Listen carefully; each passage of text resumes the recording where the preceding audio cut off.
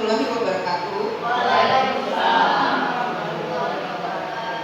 Salam sejahtera bagi kita semua. Om Swastiastu, Namo Buddhaya, salam kebajikan. Yang saya hormati Bapak Ibu serta hadirin yang berbahagia. Pertama-tama marilah kita panjatkan puji dan syukur kehadirat Tuhan Yang Maha Esa, karena atas rahmat dan anugerahnya kita dapat berkumpul di sini dalam acara destinasi budaya positif yang akan dibawakan oleh Ibu Karina Pujiastuti SPD. Dalam era globalisasi ini, budaya positif menjadi fondasi penting dalam membentuk karakter bangsa yang kuat, berdaya saing, dan bermartabat. Acara ini diselenggarakan untuk memperkuat pemahaman kita tentang pentingnya menjaga, menerapkan, dan menyebarkan nilai-nilai positif dalam kehidupan sehari-hari, baik di lingkungan kerja, keluarga, maupun masyarakat luas. Kami berharap acara ini dapat memberikan inspirasi dan motivasi kepada kita semua untuk mengembangkan dan mengimplementasi budaya positif di segala aspek kehidupan, terutama di lingkup sekolah kita. Baik, acara kita mulai. Saya serahkan kepada Ibu Karina Pujiastuti.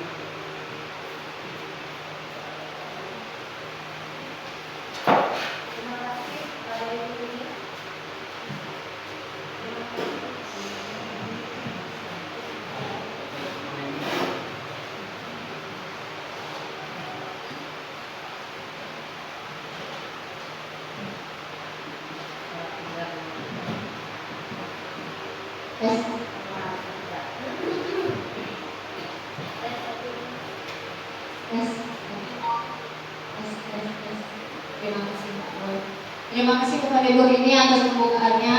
Assalamualaikum warahmatullahi wabarakatuh.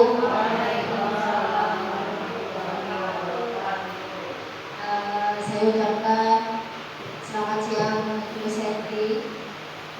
Pertama-tama saya mengucapkan banyak-banyak terima kasih kepada ibu-ibu yang memberikan waktu dan kesempatannya untuk menyaksikan destinasi yang akan saya sampaikan tentang budaya positif siang ini. Adapun diseminasi penyebaran pemahaman budaya positif, ini kita akan membicarakan bagaimana budaya sekolah itu berubah sesuai dengan zaman dan kita harus mengikuti zaman yang ada. Di mana budaya positif diharapkan ada di sekolah agar sekolah kita dapat berjalan dengan baik dan anak-anak memiliki karakter yang berbudi pekerti baik serta akhlak yang terpuji. Perkenalkan, saya Karina Pujiastuti, calon guru penggerak angkatan 11 tahun 2024 dari SMP kita tercinta SMP Negeri 7 Amin Sero.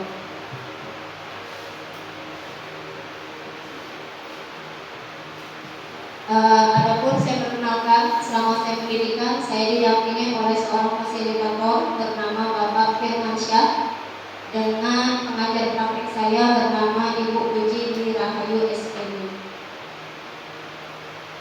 Latar belakang saya mendiseminasi budaya positif, mengingat Ki Hajar Dewantara menjelaskan bahwa tujuan pendidikan yaitu menuntun segala kodrat yang ada pada anak-anak agar mereka dapat mencapai keselamatan dan kebahagiaan yang setinggi-tingginya baik sebagai manusia maupun sebagai anggota masyarakat. Salah satunya dengan menciptakan budaya positif yang ada di sekolah. Tujuan budaya positif ada 5. Jadi kita membicarakan budaya positif bertujuan pertama meningkatkan rasa percaya diri dan keberanian murid dalam berpendapat mengenai keyakinan kelas yang mereka inginkan. Yang kedua, meningkatkan motivasi intrinsik pada murid. Yang ketiga, mewujudkan pembelajaran yang berpihak pada murid. Keempat, menumbuhkan budi pekerti seperti tanggung jawabnya, disiplinnya, atau komitmennya. Dan terakhir, mengajak murid untuk mencari solusi dari suatu masalah yang sedang terjadi. Konsep inti dari budaya positif terdiri dari nilai-nilai, keyakinan-keyakinan, dan kebiasaan-kebiasaan di sekolah yang berpihak pada murid agar murid dapat berkembang menjadi pribadi yang kritis, penuh hormat, bertanggung jawab sesuai dengan profil pelajar Pancasila.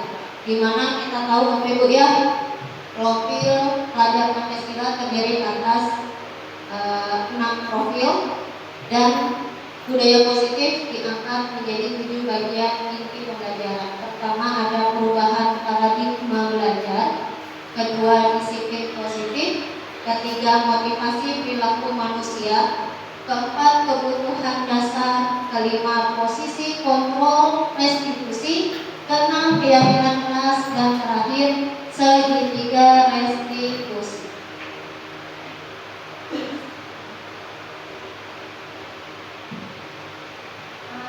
Ini tujuan lanjut implementasi budaya positif di sekolah. Pertama, perubahan paradigma belajar. Bapak Ibu, mari coba kita bersama-sama. Saya punya suatu wacana di depan. Semisalkan Bapak Ibu sepasang-sepasang ya, anggap sepasang-sepasang ada Bu Risma dengan Kasih. Coba kita menghafalkan kepalan tangan kita. Menghafal tangan, anggap di dalamnya ada secari kertas atau barang yang kita punya. Lalu berpandangan dengan teman di sebelah kita.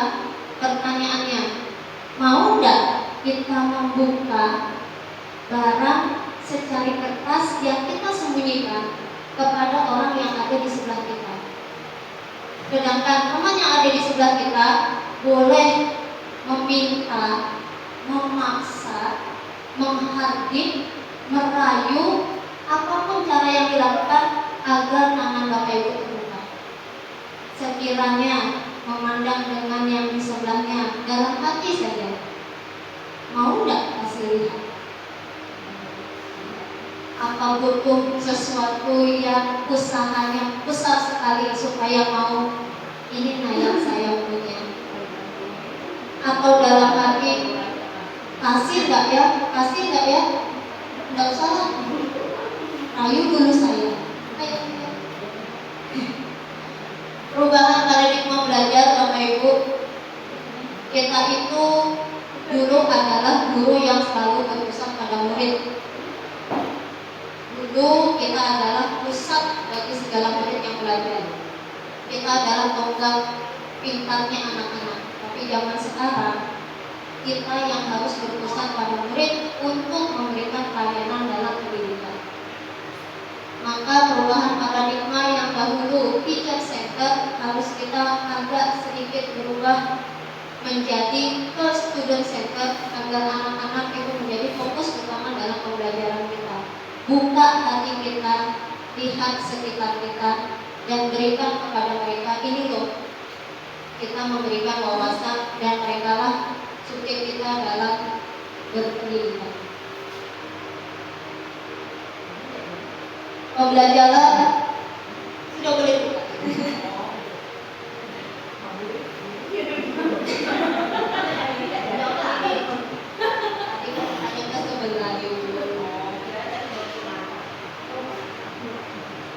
Kita lanjut Bu, paradigma baru pembelajaran. Dengan paradigma baru merupakan pembelajaran yang dirancang berdasarkan prinsip pembelajaran.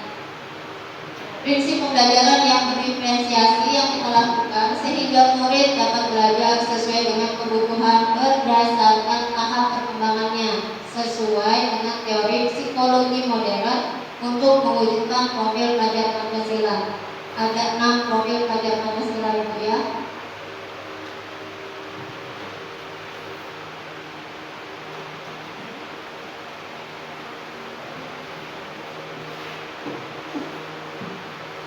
Miskonsepsi tentang teori kontrol. Dulu ilusi guru itu mengontrol murid.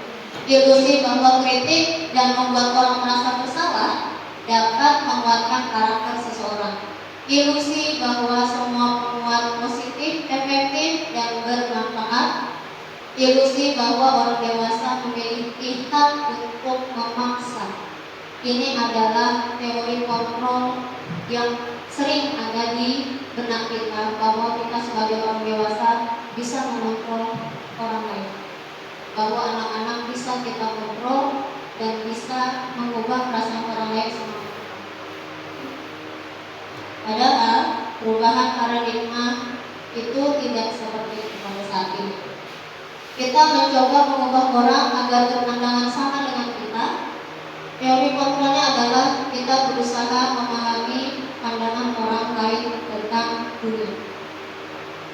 Stimulus respon tentang perilaku buruk dilihat sebagai suatu kesalahan.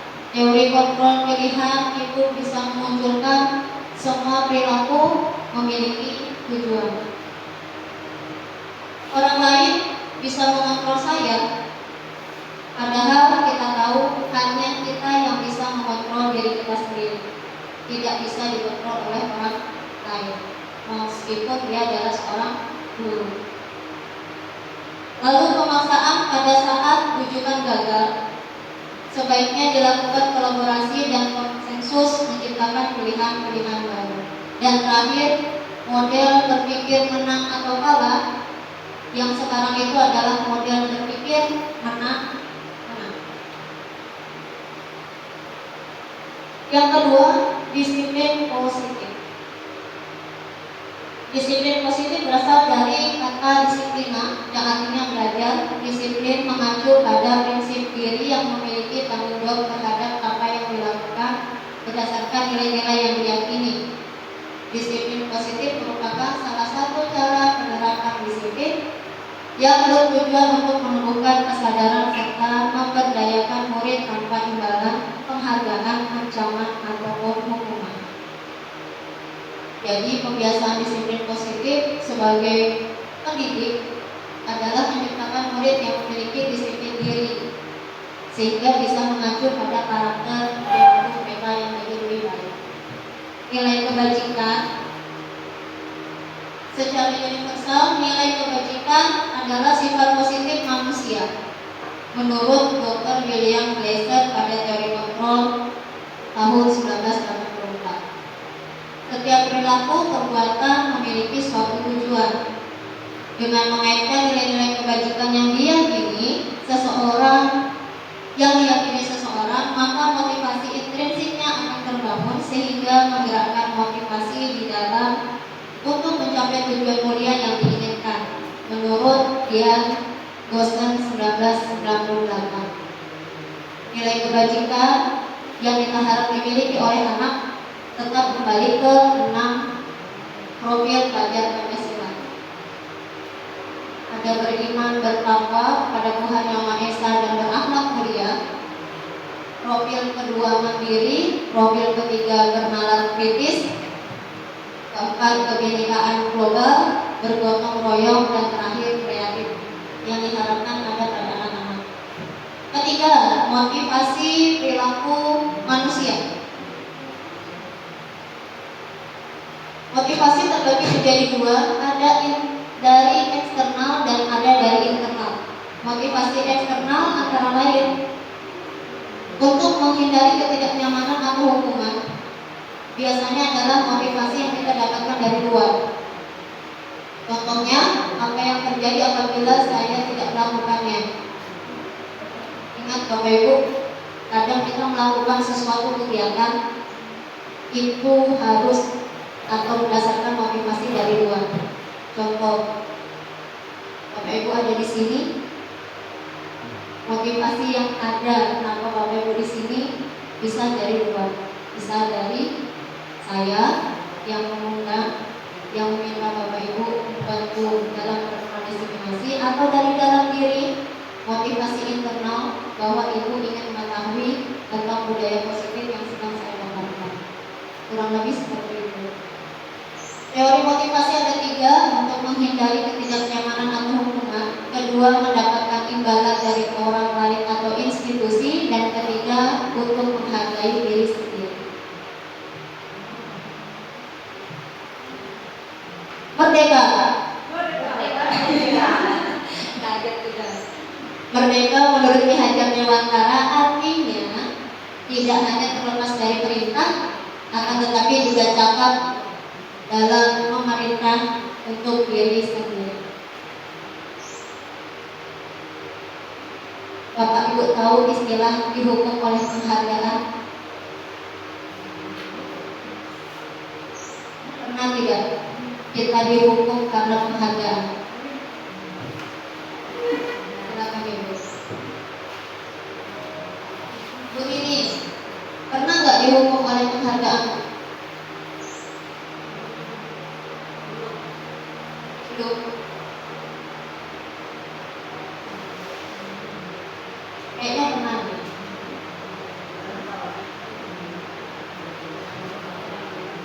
Dihukum oleh penghargaan. Contohnya, kalau saya menganggap Ibu Rini itu cantik, maka Ibu Rini harus tampil selalu cantik. Dihukum karena penghargaan. Jadi ada beberapa hal yang terlepas karena penghargaan satu yang kita terima.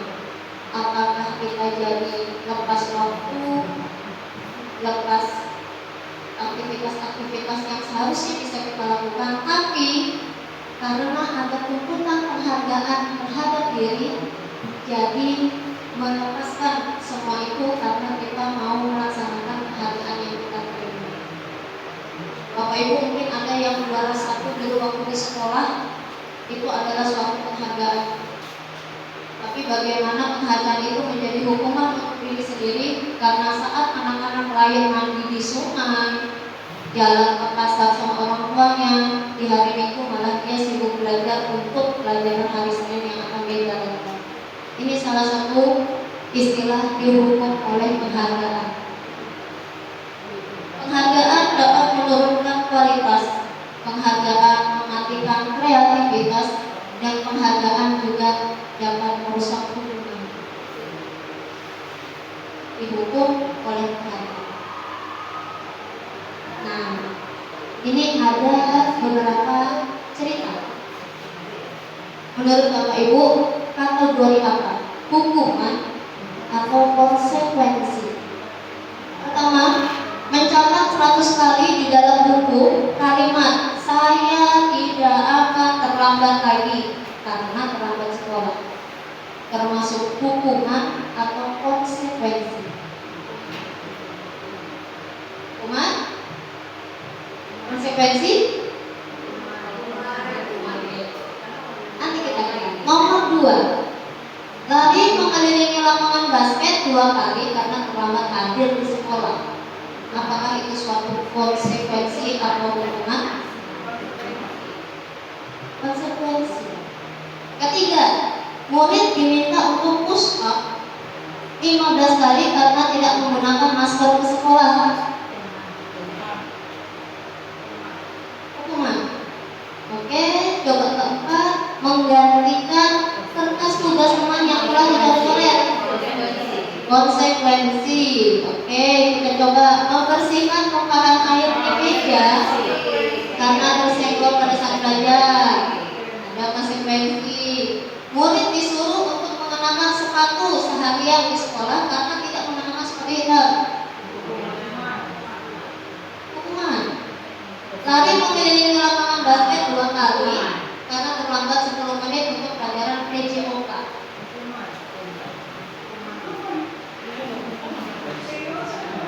Kalau kita lihat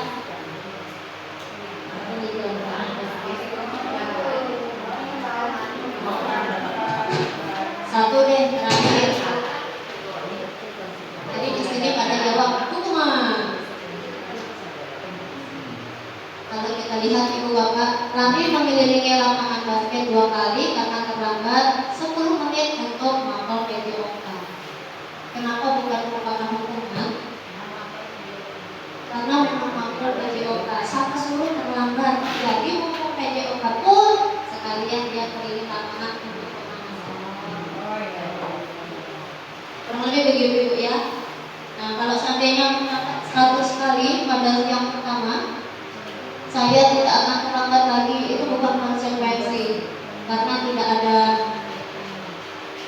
hubungannya antara terlambat sekolah dengan alasan seperti itu.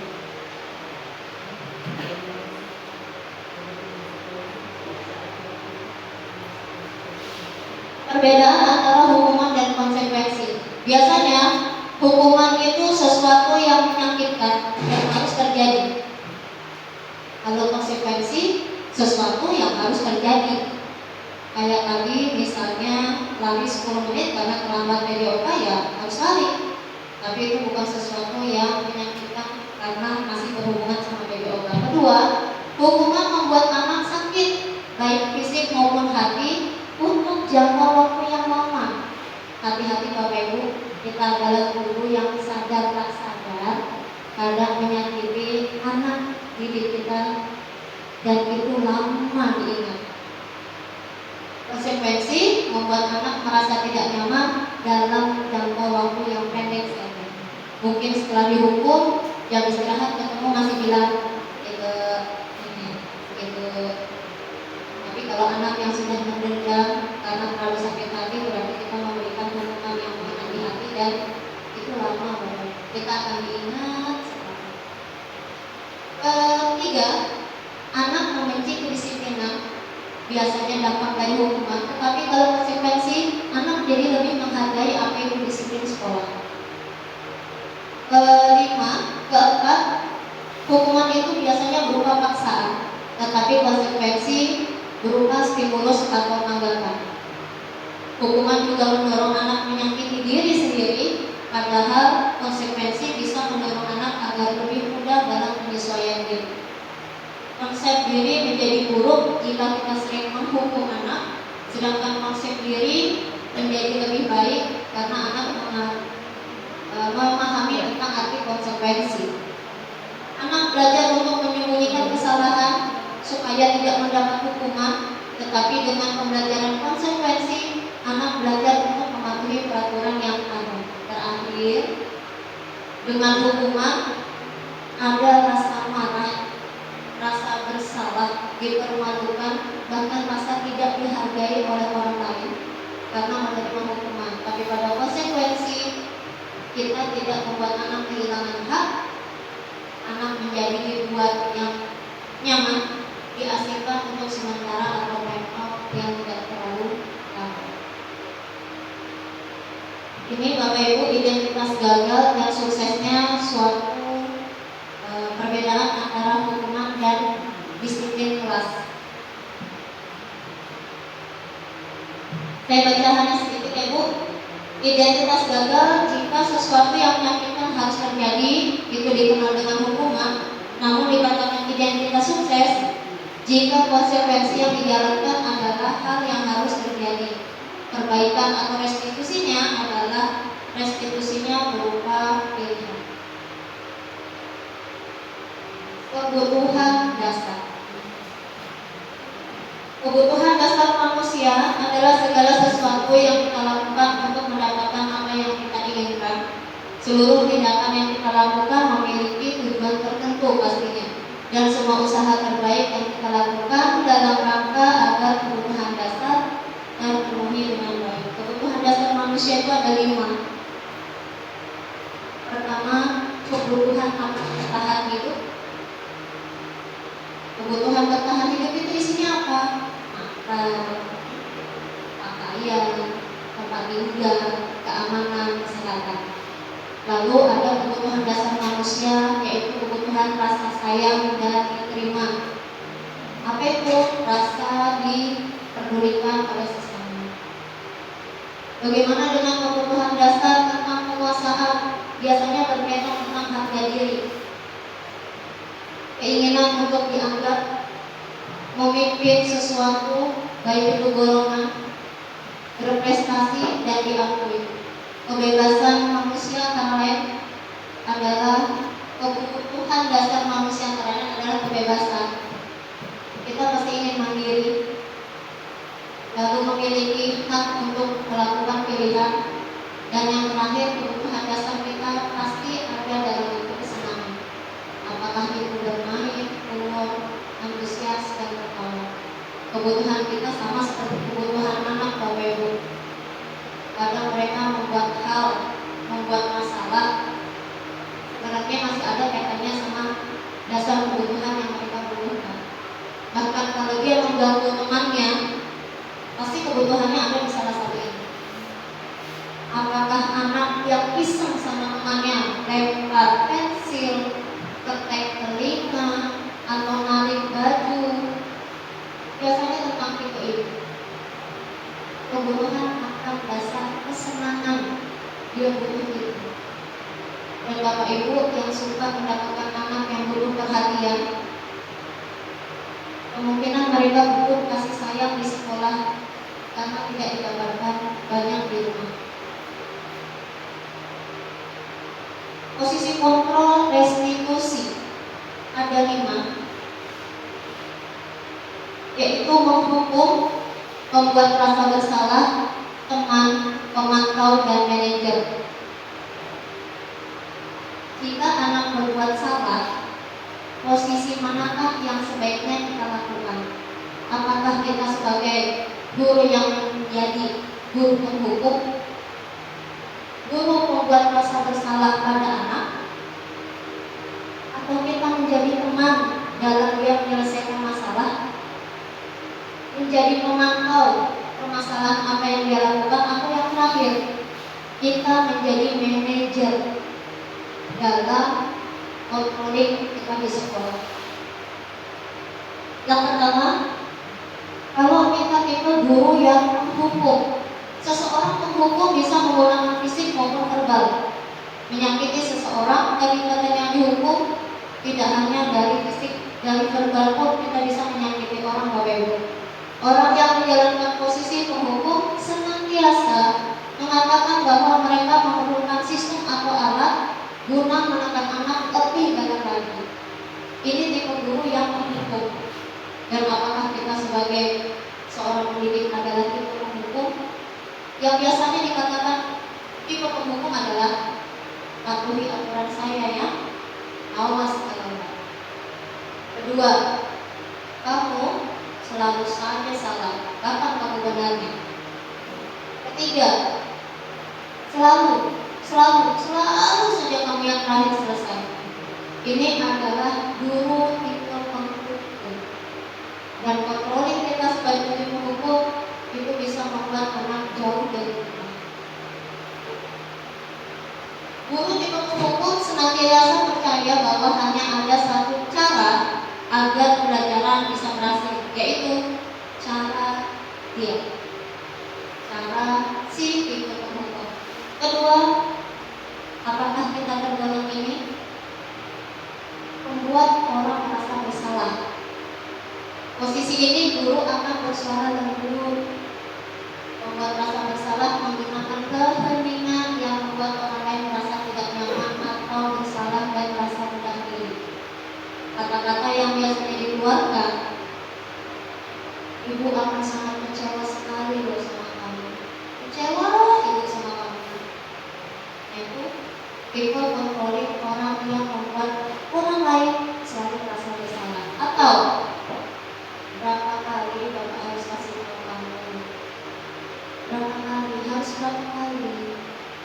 Ketiga, gimana coba kalau orang tua kamu tahu kamu berbuat seperti ini? Nah, gimana rasanya? Mau dilakukan sama orang tua? Ini adalah tipe membuat orang merasa bersalah.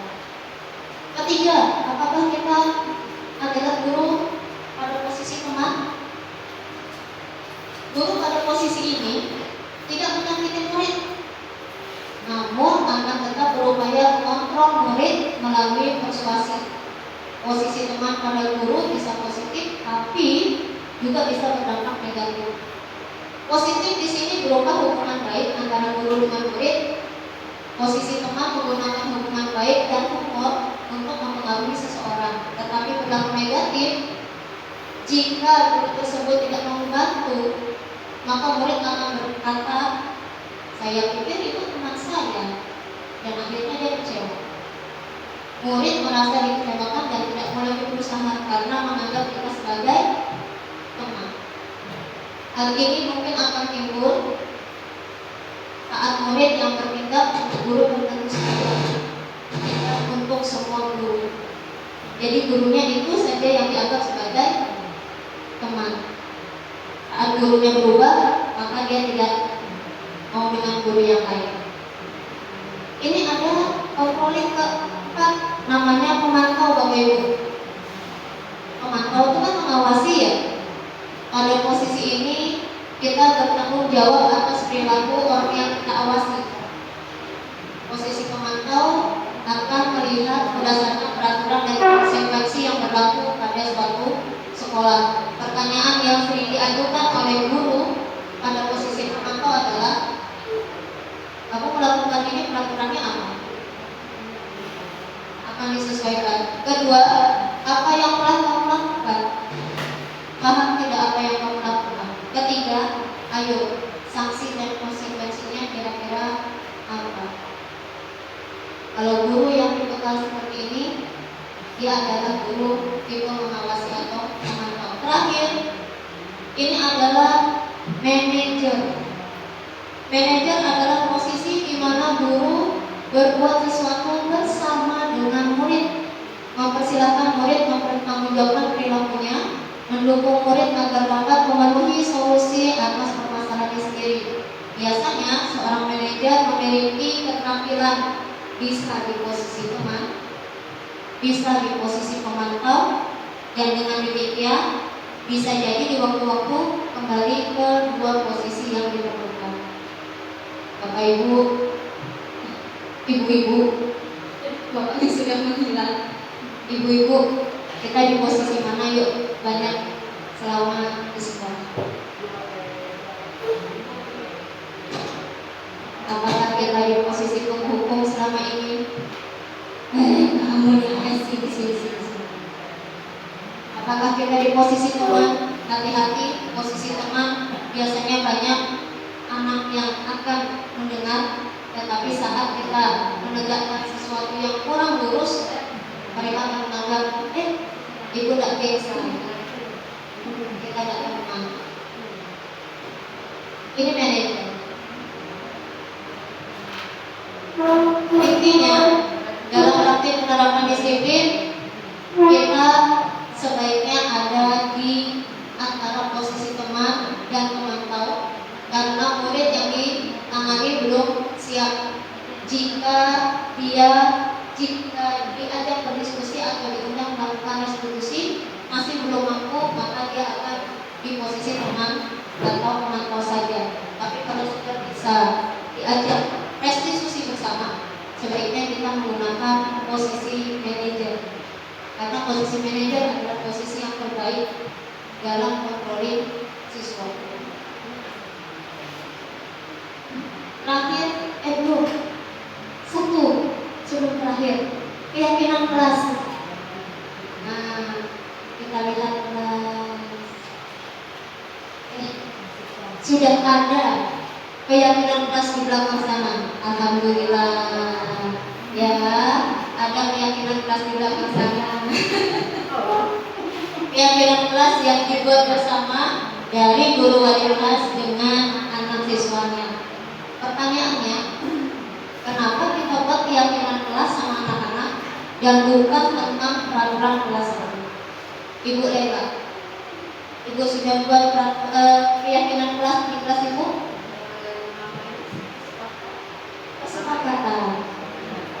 Kesepakatan dengan peraturan lebih mirip apa kesepakatan dengan keyakinan?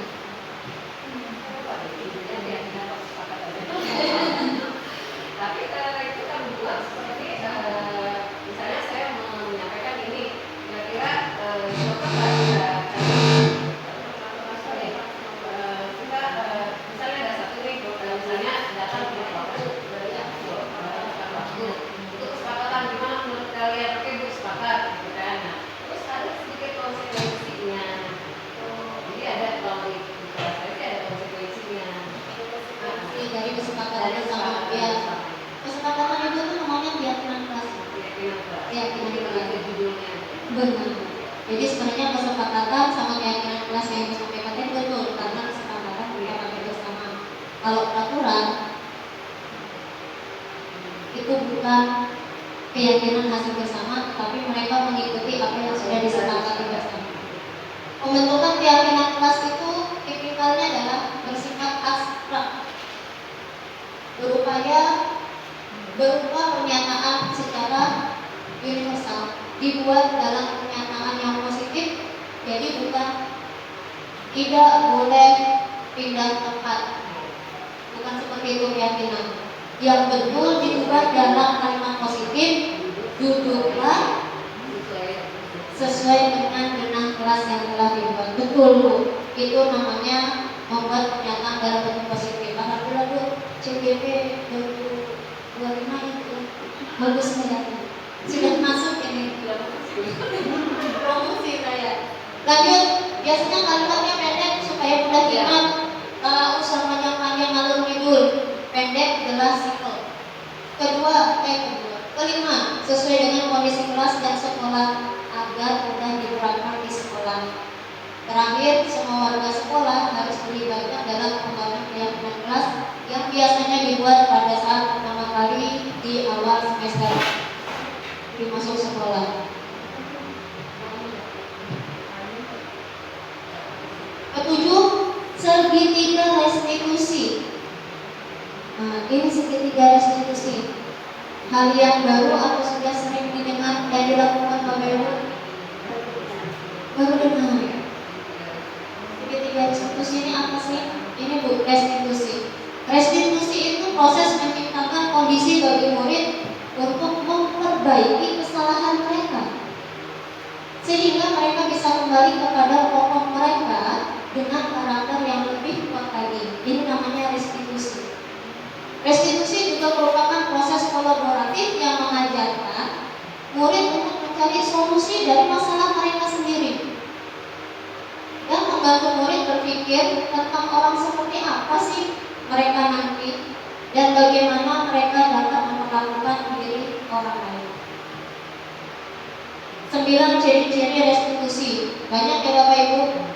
Tapi restitusi ini ciri-cirinya, yang pertama, bukan untuk menebus kesalahan, tetapi untuk belajar dari kesalahan. Setiap orang itu bisa membuat kesalahan, anak-anak juga. Jadi restitusi ini bukan menebus kesalahan, tapi untuk memperbaiki. Yang kedua, memperbaiki hubungan. Setiap ada masalah, biasanya 2-3 hubungan akan retak. Restitusi bisa mengusahakan untuk dan memperbaiki hubungan. Restitusi itu tawaran, bukan paksaan. Kalau dia tidak mau direstitusi, kita tidak bisa paksa. Biasanya restitusi nanti kita akan berubah. Restitusi menuntut mereka melihat ke dalam diri dengan pertanyaan-pertanyaan dan kita akan ngulik apa maunya dia sebenarnya. Restitusi mencari kebutuhan dasar yang mendasari tindakan. Tadi ada 5 kebutuhan dasar. Apakah dia butuh kasih sayang? Apakah dia itu butuh kesenangan? Butuh kekuasaan power dalam kelas? Maka itu yang akan kita cari tahu dengan berrestitusi. Restitusi diri adalah cara yang paling baik. Dia mengenalkan dirinya. Restitusi fokus pada karakter, bukan tindakan apa yang harus kita lakukan. Restitusi fokus pada solusi pemecahan masalah, dan restitusi mengembalikan murid yang berbuat salah kembali kelompoknya setelah berhasil direstitusi.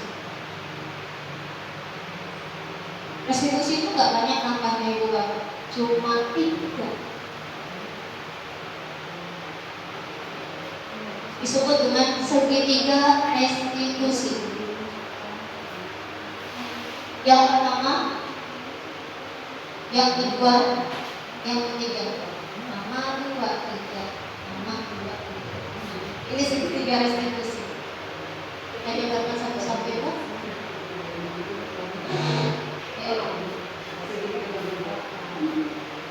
Menstabilkan identitas. Segitiga restitusi itu biasanya setelah kita mendatangkan anak, yang pertama kita stabilkan identitas anak itu sendiri. Dia harus mengenal dirinya. Pertanyaannya yang biasanya kita utarakan kepada anak-anak adalah, kamu berbuat apa? Oh, buat itu tidak apa. Berbuat salah itu tidak apa, karena ibu juga pernah melakukan hal yang sama. Manusia itu bisa berbuat salah. Ibu juga pernah melakukan hal yang sama. Yuk kita selesaikan masalahnya sama-sama. Bapak Ibu tidak tertarik mencari siapa yang salah jika ada perselisihan, tetapi Bapak Ibu akan membantu untuk mencari solusi dari permasalahan. Atau kata-kata yang muncul, kamu berhak kok merasa begitu kalau hasil restitusinya ternyata memang bukan dia yang dipermasalahkan. Terakhir, apakah kamu sudah menjadi teman yang baik untuk dirimu sendiri? Kita ajak bicara dia tentang jati diri. Kita harus mampu meyakinkan mereka dengan kalimat-kalimat seperti tidak ada manusia yang sempurna. Anak itu bukan produk yang harus hasilnya sesuai dengan yang kita harapkan. Pasti ada yang salah dan membuat kesalahan itu wajar. Oh, kita juga buat salah. Saya juga pernah melakukan kesalahan yang seperti itu, walaupun kita jauh lebih tua dan kita adalah gurunya. Setelah menstabilkan, lalu kita memvalidasi. Langkah kedua, validasi tindakan yang salah. Contoh kalimatnya, padahal kamu bisa melakukan yang lebih buruk dari ini ya. Tapi kan nggak begitu kan? Syukur nggak begitu. Kamu punya alasan mengapa kamu melakukan hal itu. Utarakan kenapa kamu melakukan itu. Menurut teori kontrol, semua tindakan manusia baik ataupun buruk pasti memiliki maksud dan tujuan. Ketika kita menolak anak yang berbuat salah, dia akan tetap dalam masalahnya. Yang diperlukan adalah kita memahami alasan melakukan hal tersebut sehingga anak merasa dipahami. Setelah validasi, kita menanyakan keyakinan. Contoh kalimat dalam penanyaan keyakinan, apa yang kita percaya dari kelas atau keluarga kita? Apa nilai-nilai umum yang telah kita sepakati sebelumnya? Kalau kita berbicara dengan anak yang ada di dalam kelas kita akan tanya, kamu pindah-pindah tempat dulu? Tahu tidak keyakinan apa yang sudah kamu lakukan sebelumnya yang sudah disepakati? Betul tidak? Alasannya kenapa? Nah, kurang lebih begitu. Kamu mau jadi orang seperti apa sih? Kok melakukan hal itu? Nanti dia akan memberikan keyakinan dari yang kita tanyakan. Langkah 1 dan 2 sukses dilakukan, maka anak akan siap untuk dihubungkan dengan nilai yang dia percaya dan berpindah menjadi orang yang dia inginkan. Penting menanyakan ke anak tentang kehidupan ke depan yang dia inginkan. Guru dapat membantu mereka untuk tetap fokus pada gambarnya. Jadi kesimpulannya, Umar sudah slide yang bagus tuh ya. Kesimpulannya, budaya positif dapat dibangun melalui disiplin positif, keyakinan kelas, dan segitiga restitusi di sekolah. Restitusi membantu peserta didik untuk hidup pada dirinya sendiri, mampu merefleksikan diri dan mengevaluasi dampak dari kesalahan yang telah dia lakukan. Restitusi memberikan penawaran bukan paksaan. Melalui segitiga restitusi ini, kita dapat mewujudkan mereka menjadi murid yang merdeka. Mereka mampu menyelesaikan masalah dengan motivasi internal dan bertanggung jawab terhadap pilihannya. Terakhir ya Bapak Ibu,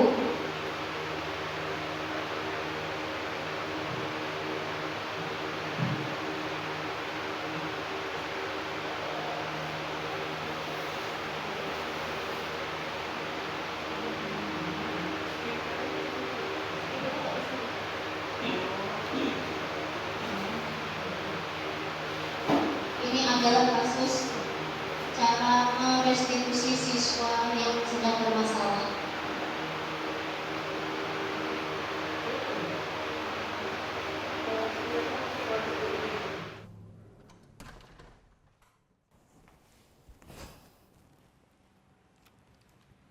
Siang Sarah. Siang Pak. Sudah lama nggak ketemu Sarah. Kenapa hari ini ada di sini? Kesel Pak, kesel banget. Masa aku dikatain tukang fitnah Pak? Ya aku marah lah. Aku balik ngatain Eka di depan kelas. Kesel banget. Oh begitu. Ya pasti kamu marah dan kesal. Bapak juga akan marah apabila ada yang menuduh Bapak seperti itu. Kemudian pada saat itu kamu mau melakukan apa? Ya saya langsung ngatain Eka lah Pak. Kesel banget. Saya bentak-bentak dia depan teman-teman lain. Oh begitu. Pasti kamu melakukan seperti itu karena suatu alasan tertentu bukan? Iyalah, masa saya diam saja Pak? Ya saya bela diri lah. Masa saya dituduh tukang fitnah? Ya wajarlah. Mempertahankan harga diri itu sesuatu yang penting buat kamu. Untung kamu tidak bertindak lebih gegabah lagi. Hanya membentak-bentak. Iya Pak. Untung saya masih bersabar dan hanya membentak saja. Sudah gemes padahal. Saya pasti bela diri lah. Ya pasti ya. Tapi kamu memilih untuk tetap bertahan dan bersabar. Kamu memilih untuk tidak berbuat lebih parah lagi bukan? Iya. Nah, sekarang coba kita lihat lagi tindakan kamu yang bentak-bentak Eka di kelas. Tindakan kamu itu kira-kira sesuai dengan keyakinan kelas atau prinsip kamu tidak? Enggak lah Pak. Capek Pak jadi pemarah. Jadi keyakinan atau prinsip mana yang kurang sesuai dengan keinginan kamu? Ya, saya sebenarnya sangat menghargai orang lain. Mungkin saat itu saya menjadi emosi. Jadi tidak menunjukkan sikap itu. Kamu meyakini tidak? Menghargai orang lain itu penting buat kamu. Yakinlah Pak. Iya, setuju. Kita harus saling menghargai. Namun, ada juga keyakinan yang kita sepakati yang perlu kita jalankan apabila kita sedang marah, bukan? Ya saya bisa lebih proaktif. Mulai dengan diri sendiri.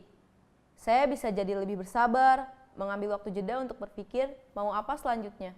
Kira-kira kamu bersedia memperbaiki masalah ini tidak? Bersedia Pak. Kalau kamu memperbaiki masalah ini, kamu akan menjadi orang seperti apa? Saya akan menjadi orang yang bertanggung jawab kali ya Pak. Dan senantiasa proaktif. Iya, menurut kamu bagaimana rasanya menjadi orang seperti itu? Ya nyaman lah, bangga bisa bersabar dan menahan diri. Baiklah kalau begitu. Yuk kita pikirkan bagaimana memperbaiki masalah ini.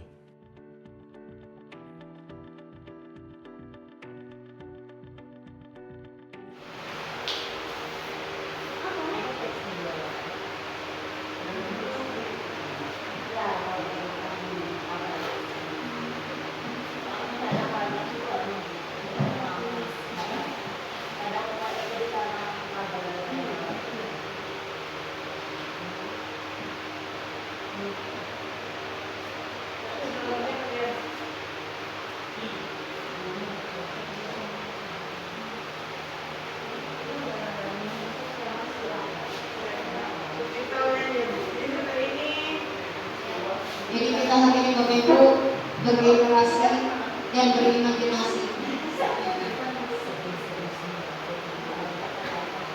Di sini menceritakan tentang seorang bapak yang didatangi oleh seorang anak siswanya, dan anak ini datang dengan emosi yang memuncak karena merasa difitnah.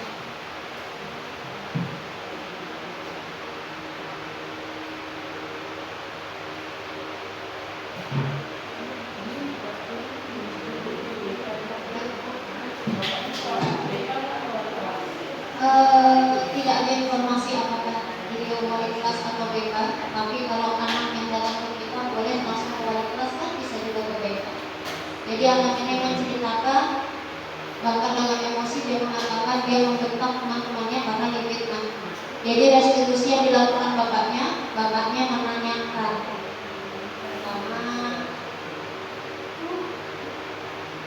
mengidentifikasi, yang kedua memvalidasi.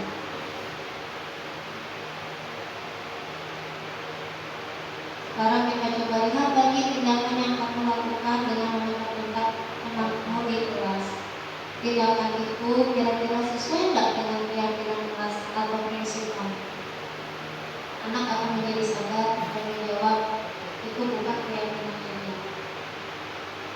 Jadi kita sebagai guru hanya sebagai teman untuk dia mengeluarkan apa yang ingin dia sampaikan, lalu mengarahkan ke arah mana akan kita harus mengambil keputusan. Dengan menanyakan keyakinan yang terakhir, si anak sudah harus mengerti bahwa keyakinan saling menghargai dengan teman kelasnya menjadikan keyakinan yang paling baik dari permasalahan yang sedang dia hadapi. Setelah berbicara, melakukan 3 langkah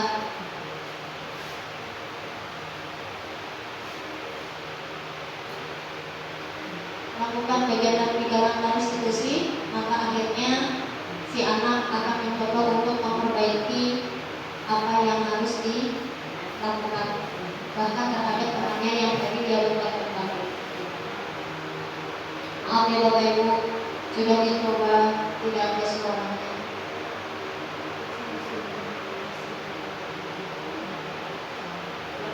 Datang dengan emosi dan akan keluar kantor dengan senyum. Terima kasih. Jadi seperti inilah. Terima kasih ibu-ibu yang sudah meluangkan waktunya. Semoga diseminasi yang telah saya sampaikan tentang budaya positif ini bisa menambah sedikit keilmuan kita, dan salah satunya adalah memperbaiki jadi diri kita sebagai pendidik yang baik untuk anak-anak kita. Semoga hari ini bisa menjadi kenangan indah buat saya untuk mengirimkan tugas saya. Terima kasih atas waktunya. Wassalamualaikum warahmatullahi wabarakatuh. Selamat siang Ibu.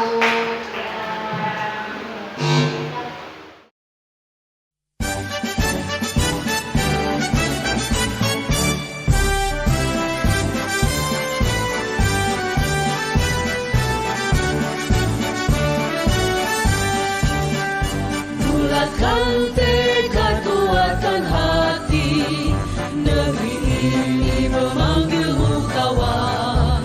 Belajar, bergerak, berbagi untuk negeri, guru penggerak majukan pendidikan. Guru penggerak menghamba pada murid, kreatif rancang pembelajaran. Hargai potensi, tingkatkan prestasi, lahirkan profil pelajar Pancasila. Belajar, bergerak, berbagi untuk negeri, kita menjalin kolaborasi. Belajar, bergerak, berbagi untuk negeri, demi bakti pada Ibu Pertiwi.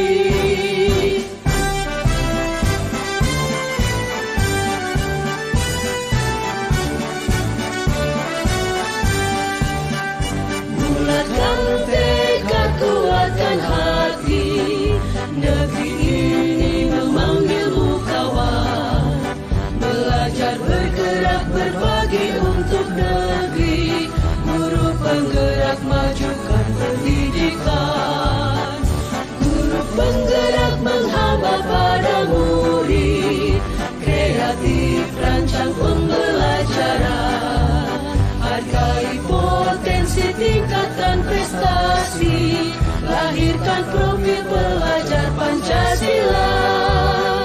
Belajar, bergerak, berbagi untuk negeri, kita menjalin kolaborasi. Belajar, bergerak, berbagi untuk negeri, demi bakti pada Ibu Pertiwi. Belajar, bergerak, berbagi untuk negeri, kita menjalin kolaborasi. Belajar, bergerak, berbagi untuk negeri, demi bakti pada Ibu Pertiwi.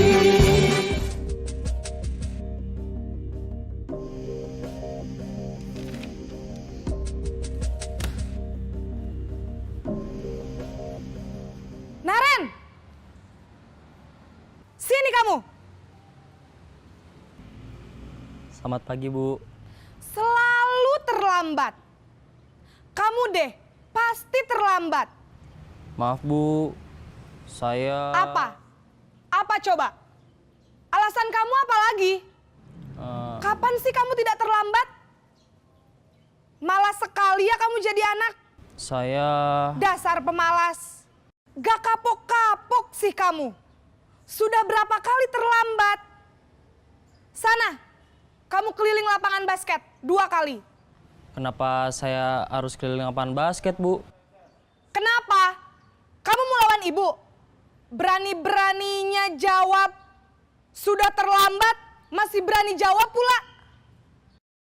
Sekarang, keliling lapangan basket 5 kali sekalian. Biar kapok. Cepat, pergi sana ke lapangan basket. Posisi penghukum biasanya berbicara dengan nada tinggi, menghardik, menunjuk-nunjuk, menyakiti, dan menyindir. Hukuman bisa berupa fisik maupun psikis. Ibu dan bapak guru hebat. Dampak yang terjadi pada murid ketika guru berada pada posisi penghukum adalah murid cenderung akan memberontak, bahkan menyimpan dendam.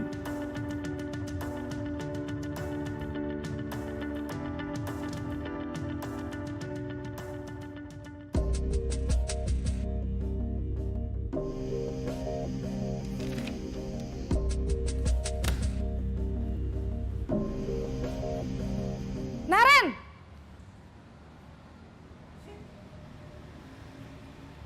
Selamat pagi, Bu. Naren. Kamu kenapa terlambat lagi, Nak? Ya Tuhan, Naren. Kamu senang ya bikin ibu susah ya? Kalau kamu terlambat lagi, nanti ibu yang ditegur bapak kepala sekolah, Nak. Disangka ibu tidak bisa membina kamu. Duh, gimana ini? Maaf, Bu. Duh Gusti Naren. Kamu suka ya kalau ibu ditegur bapak kepala sekolah? Terus, sekarang ibu harus tulis apa ini di buku absen? Ini kamu sudah sering terlambat loh. Ibu harus apa coba? Maaf, Bu. Maaf sekali. Ya sudah, lain kali jangan bikin ibu susah lagi ya, Nak ya. Ibu tidak akan kuat lagi kalau kamu begini terus. Bisa jantungan kalau ibu ditegur bapak kepala sekolah. Sana cepat ke kelas. Maaf ya, Bu. Maaf sekali. Posisi pembuat rasa bersalah berbicara dengan nada tenang, cenderung lembut. Namun kata-kata yang diutarakan membuat murid merasa menjadi orang yang gagal. Memandang buruk dirinya sendiri, merasa tidak berharga, dan tidak sanggup membahagiakan orang lain. Ketika guru mengambil posisi pembuat rasa bersalah, murid akan menganggap dirinya yang bersalah dan ia akan menyimpan emosi negatif tersebut di dalam dirinya.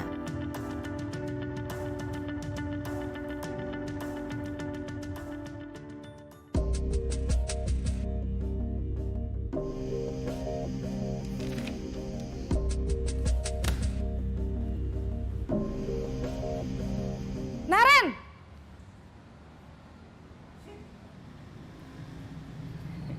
Selamat pagi, Bu. Wah, sudah jam berapa ini, Nak? Terlambat lagi ya, sayang. Iya, Bu. Habis ibu saya lupa bangunkan saya, Bu. Kamu malah menyalahkan ibu kamu.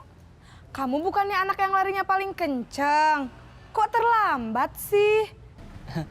Iya, Bu. Saya memang terlambat bangun tadi. Jadi, biarpun saya lari kencang, tetap gak kekejar, Bu. Ya sudah sana, nanti lain kali larinya lebih kenceng lagi ya. Biar gak terlambat lagi. Bikin seneng ibu, demi ibu. Bisa kan?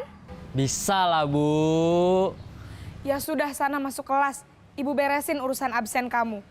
Kamu ini ada-ada saja. Dalam posisi teman, guru berbicara dengan nada suara ramah, akrab, cenderung bersenda gurau untuk menjaga suasana tetap santai. Murid akan merasa senang, aman, dan akrab dengan guru. Identitas yang tercipta adalah identitas sukses atau berhasil. Namun, perlu diingat, karena ini masih dorongan eksternal, maka ada faktor ketergantungan dari murid kepada orang tertentu. Di sini guru absennya, sehingga di lain waktu Murid bisa berperilaku baik, namun hanya kepada orang-orang tertentu saja.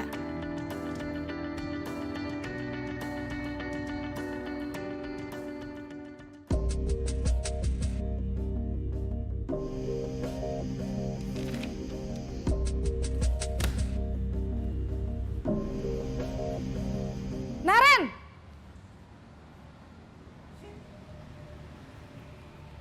Selamat pagi, Bu. Naren, apa peraturan sekolah kita tentang jam berapa kita harus masuk sekolah, nak? Kita harus di sekolah jam 7, Bu. Iya, betul. Sekarang sudah jam 7.20.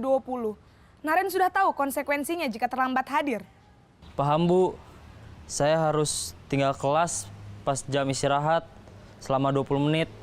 Iya, benar. Konsekuensinya demikian.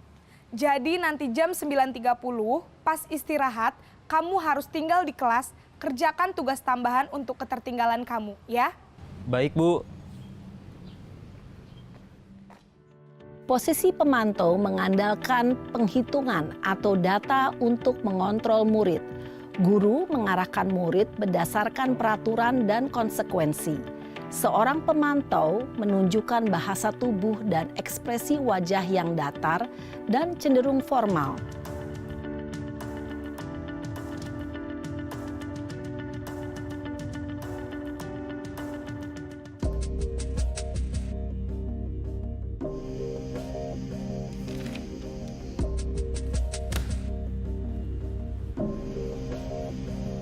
Naren!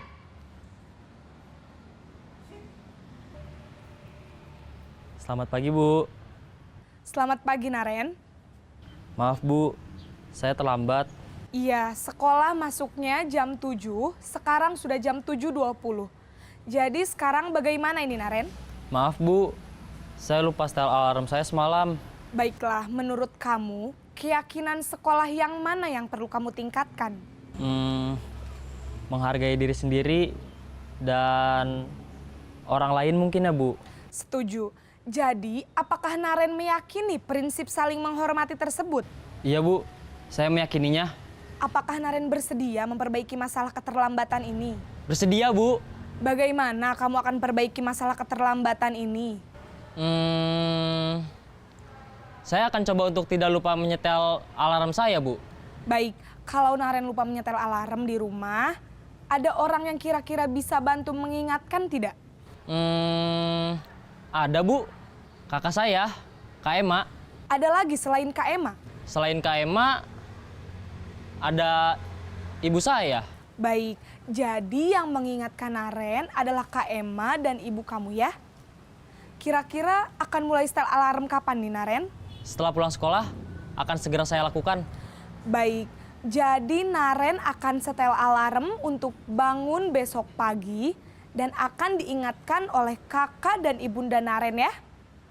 Ada lagi yang mungkin perlu dilakukan, Naren? Agar tidak terlambat bangun lagi. Tidak ada, Bu. Baik, Naren. Terima kasih untuk kerjasama kamu. Sekarang kamu perlu kembali ke kelas untuk belajar. Baik, Bu. Terima kasih.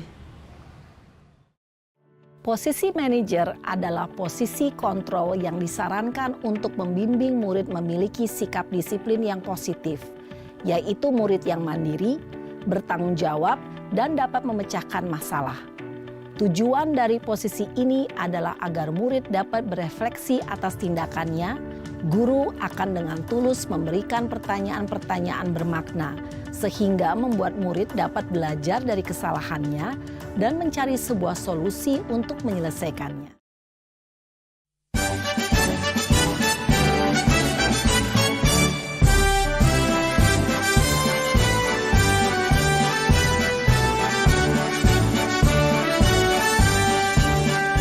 Bulatkan tekad kuatkan hati, negeri ini memanggilmu kawan.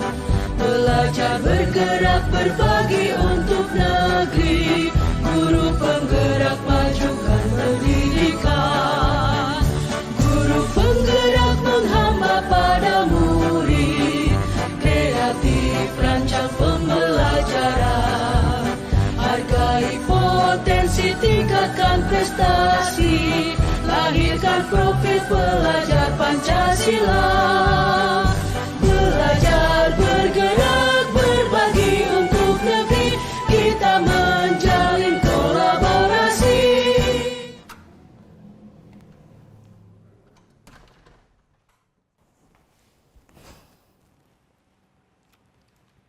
Siang Sarah. Siang, Pak. Sudah lama nggak ketemu Sarah. Kenapa hari ini ada di sini? Kesel, Pak. Kesel banget. Masa aku dikatain tukang fitnah, Pak? Ya aku marah lah. Aku balik ngatain Eka di depan kelas. Kesel banget. Oh begitu. Ya pasti kamu marah dan kesal. Bapak juga akan marah apabila ada yang menuduh Bapak seperti itu. Kemudian pada saat itu kamu mau melakukan apa? Ya saya langsung ngatain Eka lah, Pak. Kesel banget. Saya bentak-bentak dia depan teman-teman lain. Oh begitu. Pasti kamu melakukan seperti itu karena suatu alasan tertentu bukan? Iyalah, masa saya diam saja, Pak? Ya saya bela diri lah. Masa saya dituduh tukang fitnah? Ya wajarlah. Mempertahankan harga diri itu sesuatu yang penting buat kamu. Untung kamu tidak bertindak lebih gegabah lagi. Hanya membentak-bentak. Iya, Pak. Untung saya masih bersabar dan hanya membentak saja. Sudah gemes padahal. Saya pasti bela diri lah. Ya pasti ya. Tapi kamu memilih untuk tetap bertahan dan bersabar. Kamu memilih untuk tidak berbuat lebih parah lagi bukan? Iya. Nah, sekarang coba kita lihat lagi. Tindakan kamu yang bentak-bentak Eka di kelas.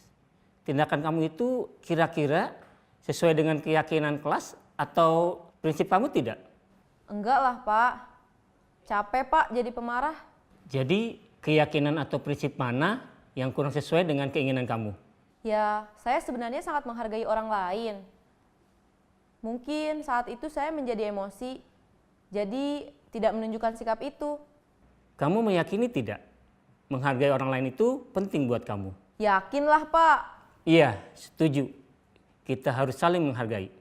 Namun, ada juga keyakinan yang kita sepakati yang perlu kita jalankan apabila kita sedang marah, bukan? Ya saya bisa lebih proaktif, mulai dengan diri sendiri. Saya bisa jadi lebih bersabar, mengambil waktu jeda untuk berpikir mau apa selanjutnya. Kira-kira kamu bersedia memperbaiki masalah ini tidak? Bersedia, Pak. Kalau kamu memperbaiki masalah ini, kamu akan menjadi orang seperti apa? Saya akan menjadi orang yang bertanggung jawab kali ya, Pak. Dan senantiasa proaktif. Iya, menurut kamu bagaimana rasanya menjadi orang seperti itu? Ya nyaman lah, bangga bisa bersabar dan menahan diri. Baiklah kalau begitu. Yuk kita pikirkan bagaimana memperbaiki masalah ini.